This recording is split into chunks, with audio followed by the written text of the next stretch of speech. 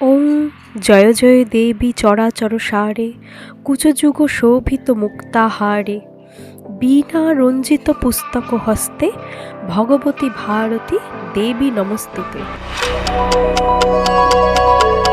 এই বছর আমাদের ভাগ্নিও তার মামার সাথে সরস্বতী পুজোর জায়গা সাজিয়েছিল।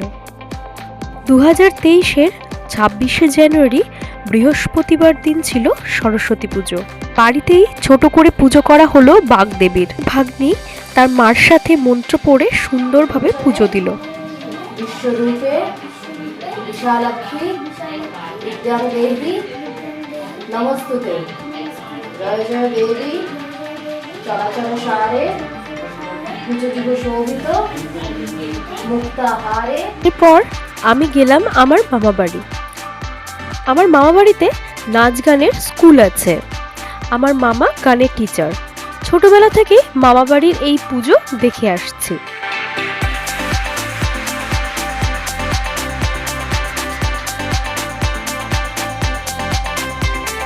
এরপর আমার বাড়ির লোকের সাথে একটু আড্ডা দিয়ে আমরা গেলাম রমণী বৃন্দের পুজো। রমণী বৃন্দ এই নামটির দ্বারা আপনারা আশা করি বুঝতে পারছেন এটি মহিলা দ্বারা পরিচালিত। কোভিডের আগে আমাদের পাড়ায় এই রমণী বৃন্দ পরিচালিত প্রতি বছর নাটক নাচ গানের অনুষ্ঠান হতো।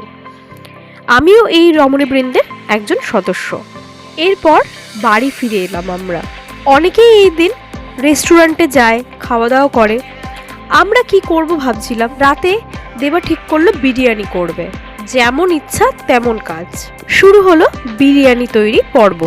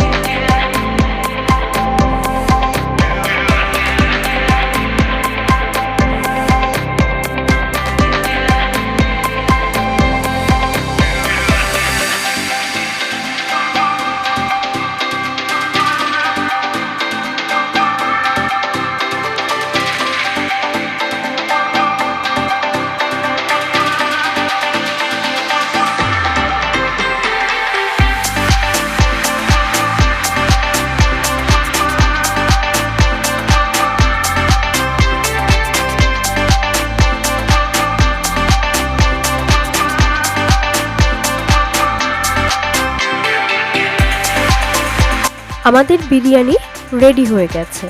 বেশ ভালো হয়েছিল বিরিয়ানিটা। আমার আজকের এই ভিডিও কেমন লাগলো সবাই অবশ্যই কমেন্টে জানাবেন। আর ভালো লাগলে একটা লাইক করে দেবেন, বন্ধুদের সাথে শেয়ার করবেন। আর অবশ্যই যারা এখনো পর্যন্ত সাবস্ক্রাইব করেননি কাইন্ডলি সাবস্ক্রাইব করে দেবেন। চলুন আজকের ভিডিও এই পর্যন্তই। নেক্সট ডে দেখা হবে আবার অন্য কোনো ভিডিওতে।